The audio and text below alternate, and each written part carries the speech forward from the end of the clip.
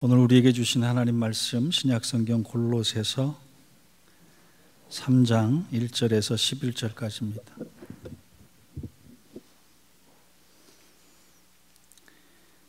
한 절씩 받들어 읽겠습니다.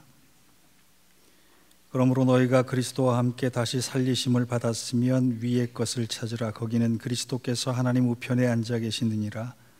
위의 것을 생각하고 땅의 것을 생각하지 말라. 이는 너희가 죽었고 너희 생명이 그리스도와 함께 하나님 안에 감추어졌음이라.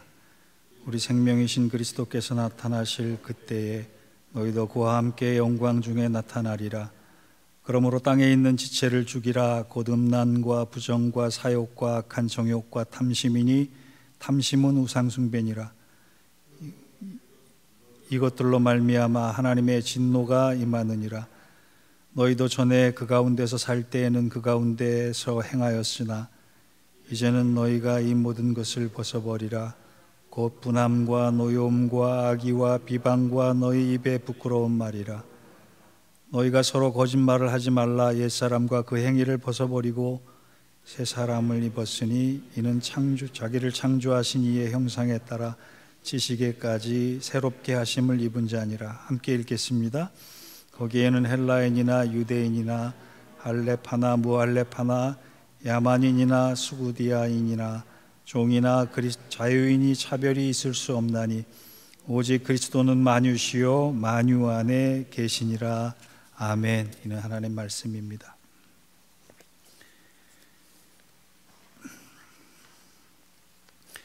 (2019년) 조사에 따르면 기독교의 가장 보편적인 종교로 미국에 사는 성인 65%가 나는 크리스찬이다 이렇게 답을 했습니다. 미국 전체 인구 중에 1.8억 명에 해당되는 교인 수로 전 세계 국가 중에 기독교 인구로는 가장 큰 나라입니다. 교파의 크기를 보면 천주교가 가장 크고 20.8%로 그 다음에 남침례교가 5.3%로 그 다음을 잇고 연합감리교의 3.6%가 3위이고 4위가 몰몬교입니다. 그리고 5위가 오순절 교단입니다. 현재 미국 내에 전체 교회 숫자는 한인교회 4,000개를 포함해서 한 38만 개 정도가 됩니다. 그러나 이 숫자는 1970년대에 비하면 한 2만 개가 줄어든 숫자이고 교회는 계속 줄어들 것입니다. 코로나 이후 대부분 교회 재정은 평균 40% 정도가 감소했고 행정 규제가 풀리고 난 다음에도 다시 신앙의 자리로 돌아와서 뜨겁게 신앙생활하겠다라고 하는 사람들의 숫자도 45%가 안 됩니다. 기독교가 소수 종교화되고 하고 있는 징조이고 현상입니다. 그런데 이렇게 감소하고 또 소수로 전락하는 기독교가 있는 반면에 그런 가운데서도 성장하는 교회가 있어요. 로버트 핑크라고 하는 신학자에 의하면 코로나 이후에 괄목할 만한 성장을 한 수백 개의 교회를 조사했는데 한 가지 공통점이 있더라는 거예요. 그것은 어려울수록 교회가 성도들을 강하게 훈련시키고 강한 사명을 요구했더니 교회가 부흥하더라는 거예요. 그런 점에서 저는 좀 빵점인 것 같아요. 이왕이면 성도들 힘든데 조금 편의를 봐주지 좀 더 덜 모이지 조금 더 좀 느슨하게 해주지 그렇게 했는데 성도들에게 자기 색깔을 분명히 해라. 고난의 때일수록 그리스도인임을 기억하고 더 기도하고 참여하고 그리고 믿는 사람들의 모습을 가지고 살아라 그러면서 훈련시키고 교육시키고 증거하도록 만들고 그랬더니 그 온 교회가 그런 강한 훈련에 집중을 했더니 교회가 더 성장하더라 이런 견해를 발표했더라고요. 저는 이 목회 방법의 찬반을 떠나서 한 가지 공감하는 것은 그리스도인들은 세상과 구별되는 훈련을 언제 어디서든 받아야 합니다. 예배당 안에 들어올 때만 내가 그리스도인이라고 하는 정체성을 가지면 우리는 허약한 그리스도인이 되기가 쉬워요. 고난의 때일수록 내 믿음이 더욱더 하나님께 가까이 갈 수 있고 하나님의 음성을 듣고 더 강하게 반응할 수 있는, 응답할 수 있는, 그리고 그 힘과 권세를 가지고 세상에 나가서 그리스도인임이 자랑스러움을 보여줄 수 있는 사람들이 되어야 하는 것이 우리의 모습입니다. 여러분, 우리가 자주 사용하는 단어 거룩이라는 말은 구별되었다라고 하는 뜻입니다. 분리되었다라고 하는 뜻이 아니에요. 우리 기독교인은 세상에 살지만 세상의 관습대로 살지 않는 사람들입니다. 기독교인은 그렇게 세상에 살지만 세상에 속하지 않는 자, in the world but not of the world, 그 존재, 그 정체성, 그 믿음을 가지고 살아가야 돼요. 그래서 저는 지난주에 이어서 오늘 본문의 말씀을 통해 복음 중심의 삶을 가지고 세상 사람들과 우리는 무엇이 달라야 하나, 무엇이 다른가라고 하는 것을 오늘 말씀을 나누려고 합니다. 사도 바울은 로마 지하 감옥에 갇혀서 골로새 교인들을 향해서 오늘 이 편지를 썼습니다. 이 편지의 중심이 3장인데 3장에 아주 강하게 호소를 해요. 믿음의 후배들인 너희들은 믿는 사람이라면 안 믿는 사람과 다른 것이 있다. 그것을 알아야 한다. 그것을 지켜야 한다. 그것을 증명해내야 한다. 이렇게 요구하고 있는 거예요. 사도 바울이 그들에게, 골로새 교인들에게 풀어 얘기한 그리스도인과 비그리스도인 사이에 확실히 다른 점 4가지는 무엇인가? 여러분, 오늘 이 말씀을 기억하시고 고난주간을 보내면서 복음의 중심 가운데 서 있는 저와 여러분 되시기를 주의 이름으로 축원합니다. 첫 번째 다른 점은요, 우리는 예수 그리스도와 함께 십자가에서 죄에 대해서 죽은 존재라는 거예요. 케니 알소가 지은 하나님의 은혜에 나온 하나님의 은혜라는 책이 있는데 거기 나오면 보우먼이라는 미국 장로교 신학자가 캘커타의 나환자 수용소에서 선교를 합니다. 인도에서 선교하는 게 쉽지 않습니다. 오랜 세월에 걸쳐서 밭을 경작하고 복음의 씨를 뿌려야 하는데 참 오랫동안 결실이 없다가 어느 날 82세의 할머니 한 사람이 그리스도인이 되겠다라고 찾아왔다는 거예요. 그분의 신앙 경력을 물어보니까 무려 120가지의 신을 섬겼던 할머니였어요. 그래서 할머니에게 연유를 물어봤습니다. 할머니, 어떻게 해서 그리스도를 주로 영접하시게 됐습니까? 그랬더니 내가 당신에게 복음에 대한 이야기를 듣고 곰곰이 생각해 봤는데 내가 믿던 120여 개의 신 가운데 나를 위해 죽은 신은 하나도 없었고 나를 위해 죽은 신은 오직 예수밖에 없었습니다. 그래서 나는 예수를 믿기로 했습니다. 그렇게 얘기를 했다는 거예요. 종료주일을 보내면서 우리가 예수 그리스도의 죽으심을 묵상할 때 이 사실을 믿어야 합니다. 그런데 그 죽음이 예수님의 죽음으로만 끝난 것이 아니라 3절을 보니까 이는 너희가 죽었고 너희 생명이 그리스도와 함께 하나님 안에 감추어졌습니다. 우리도 죽었다라고 얘기를 해요.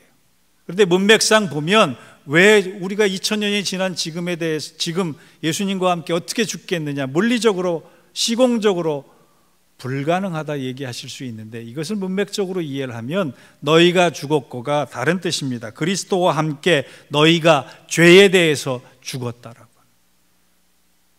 예수님이 십자가에 달리시기 전까지는 우리는 죄에 대해서 무능한 사람들이었어요.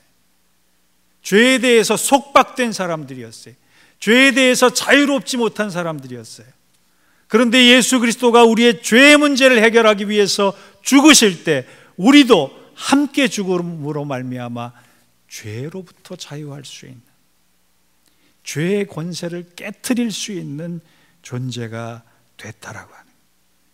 그래서 갈라디아서 5장 24절에 그리스도 예수의 사람들은 육체와 함께 그 정과 욕심을 십자가에 못 박았느니라. 여러분, 혹시 죄책감에 시달리시는 분 계십니까? 과거에 지은 죄 때문에 여전히 불편하고 힘드신 분이 계십니까? 오늘 기억하시기 바랍니다. 예수께서 십자가에 죽으실 때 나도 함께 죽어서 죄를 깨트릴 수도 있고, 죄를 무너뜨릴 수도 있고, 죄를 물리칠 수도 있고, 죄로부터 자유할 수 있는 존재가 되었다. 그래서 우리의 삶의 방향 전환이 가능한 거예요. 터닝 포인트가, 이 문제가 해결됐기 때문에 가능한 거예요. 여러분, 배너라고 하는 영화 아시죠? 요즘은 배너 영화 잘 안 하더라고요. 그 흑백 영화인가요? 잘 기억이 안 나네요. 칼라인가요? 누가 아시는 분? 칼라예요? 하여간 우리 김 집사님 모르시는 게 없는 분이. 이 베너라는 사람이 예수를 믿고 이후로 엄청난 고생을 합니다. 감동적인 장면은요, 그가 미워할 수 있는, 자기의 죽음을 위협하는 사람들을 미워하지 않아요. 대항하지 않습니다. 그토록 잘 쓰던 검을 쓰지 않습니다.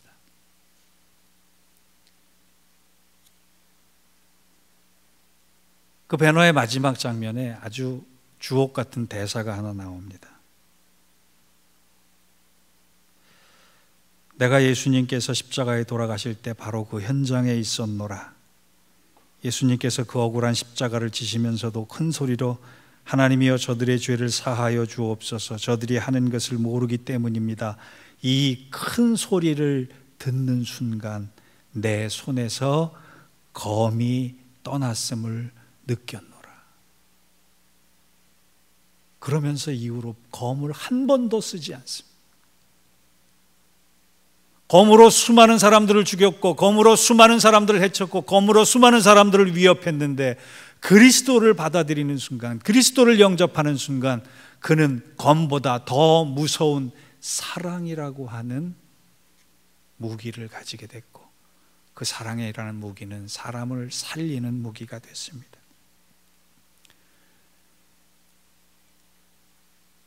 세상 사람들은 죄로부터 자유할 방법이 없습니다. 그런데 우리 그리스도인들은 죄로부터의 전환이 가능한 사람들이 되었습니다. 이것이 그리스도인들과 비그리스도인들의 첫 번째 다른 점이에요. 두 번째 다른 점은 뭐냐? 예수님과 함께 우리가 새 생명 가운데 다시 살아났다는 것이 다른 점이에요. 우리가 죽었으면 그걸로 끝난 것이 아니라 다시 살리심을 받았다. 1절이 그를 증거합니다. 그러므로 너희가 그리스도와 함께 다시 살리심을 받았느니라. 로마서 6장 4절을 보면 이는 아버지의 영광으로 말미암아 그리스도를 죽은 자 가운데서 살리심과 같이 우리로 또한 새 생명 가운데서 행하게 하려 함이라. 여러분, 세상 사람들은 죽으면 끝이에요.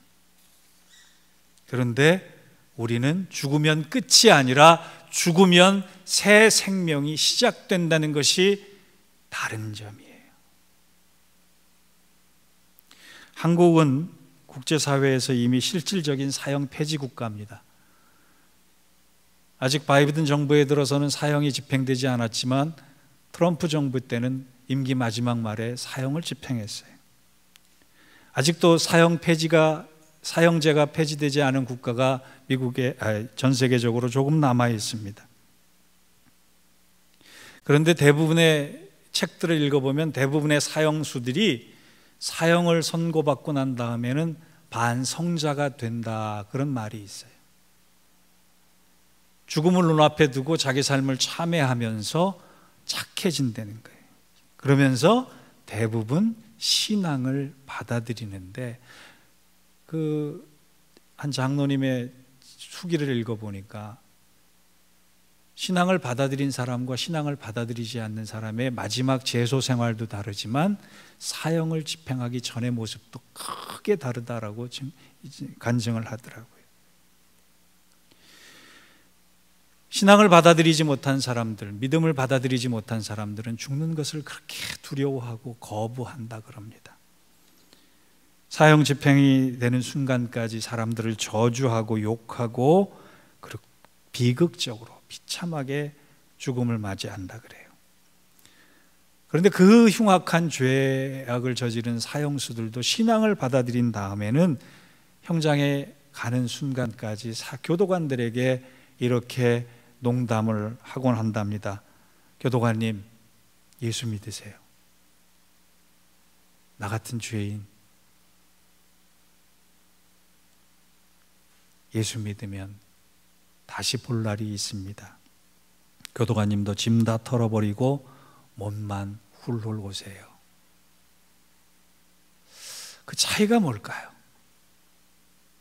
저도 임종을 여러 번 경험한 목사로서 예수를 믿는 사람의 임종과 예수를 믿지 않는 사람의 임종은 극명하게 차이가 있고 다른 것을 봅니다.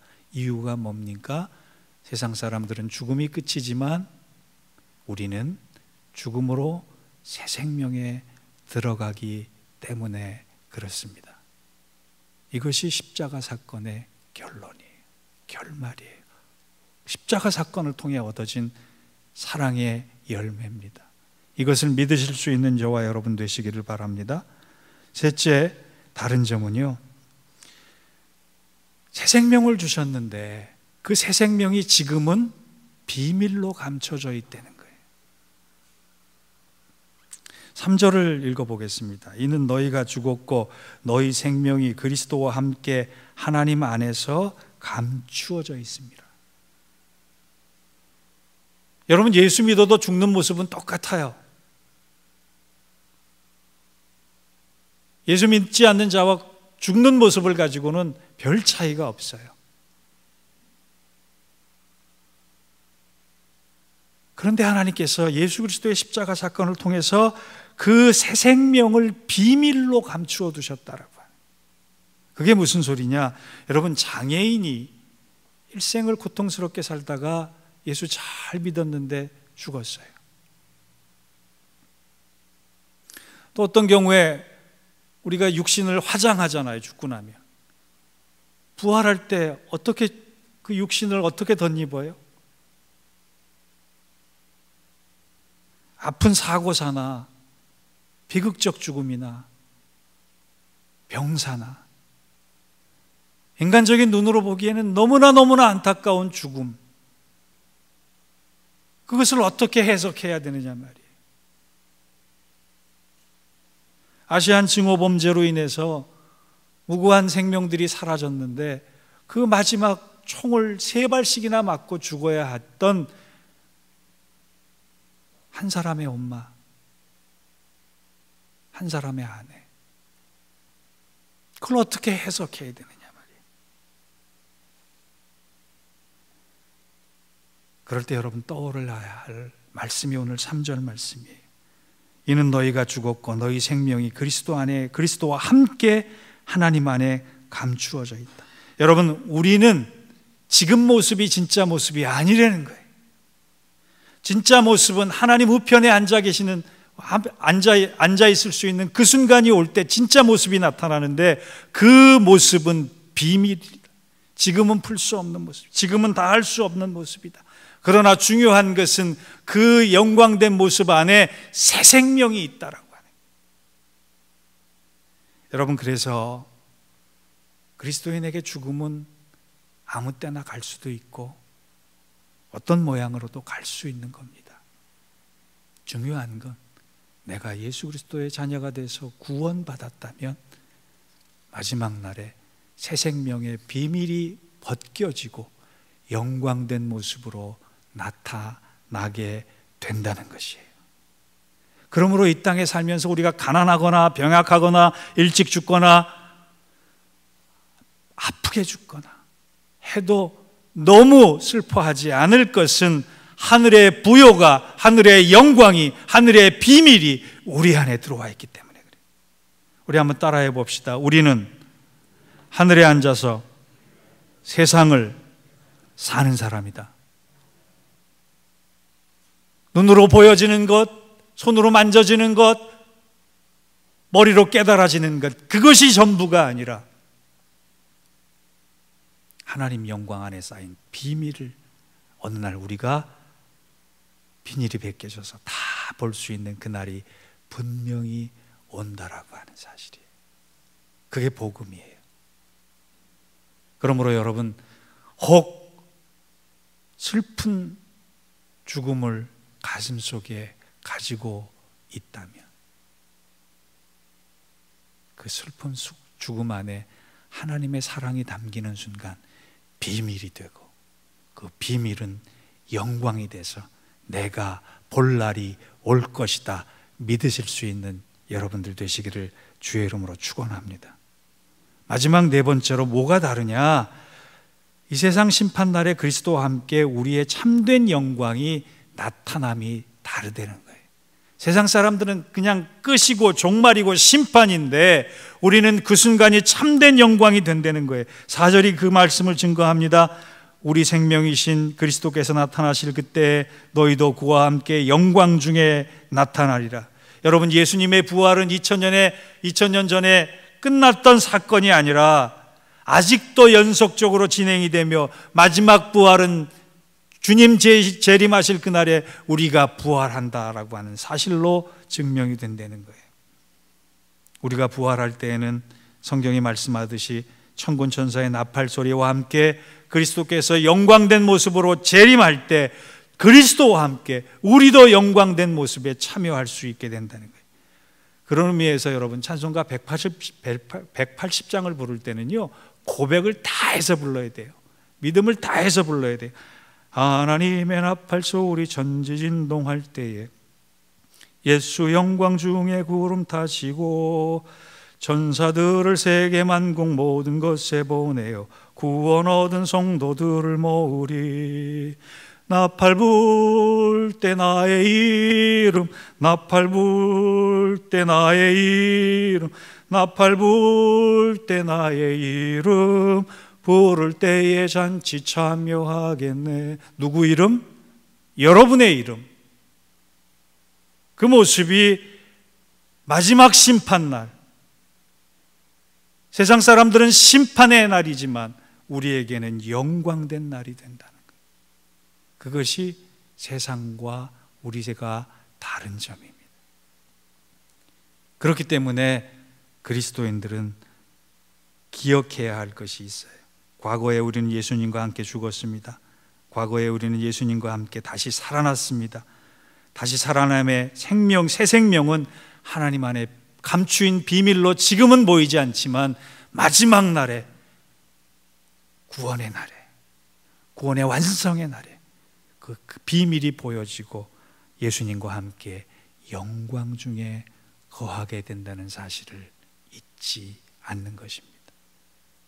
그래서 그 비밀을 알고 영광을 아는 사람은 이 땅을 가볍게, 홀가분하게 죄에 매여 있지 않고 진리에서 자유하며 살아갈 수 있는 존재가 되길 바랍니다. 그 사건이 언제 일어났다고요? 십자가에서 2000년 전에. 누구를 위해? 나를 위해. 그 결과가 지금의 저와 여러분입니다. 이 사실을 믿으시고 복음 위에 굳건히 서서 세상에 흔들리지 않고 세상을 헤쳐가며 마지막 영광의 날에 우리 모두 주와 함께 있을 수 있는 은혜와 축복이 함께 하시기를 주의 이름으로 축원합니다. 기도하겠습니다. 하나님 아버지, 무늬만 그리스도인이 아니라 복음 위에 굳게 서서 죄로부터 자유하며 예수님과 함께 새 생명을 부여받은 부활의 존재이며 지금은 보이지 않는 비밀이지만 마지막 날 영광 중에 주님과 함께 걸어갈 영원한 생명을 소유하고 살아갈 저희들임을 믿고 사라질 것을 위해, 썩어질 것을 위해, 일시적인 것을 위해 살아가지 않고 오직 변치 않고 영원하고 그리고 참된 위의 것을 가지고 살아갈 수 있는 저희들 되게 하여 주옵소서. 고난주간을 지나며 더욱더 십자가를 바라보게 하시고 십자가의 은혜를 묵상하게 하시고 십자가의 사랑과 십자가의 구속과 십자가의 보혈을 생각하며 거듭난 그리스도인으로 참되게 살아갈 수 있는 저희들 되게 하여 주옵소서. 예수님의 이름으로 기도하옵나이다. 아멘.